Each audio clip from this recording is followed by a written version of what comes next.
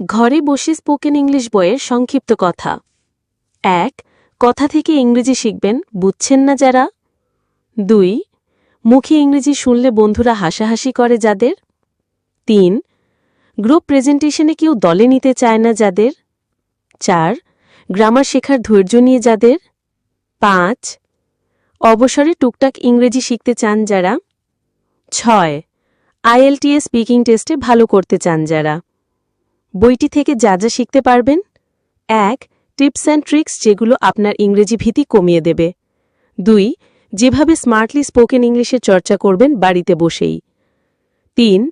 যেই হ্যাকগুলো ফলো করলে ইংরেজিতে কথা বলার জড়তা কেটে যাবে দ্রুতই।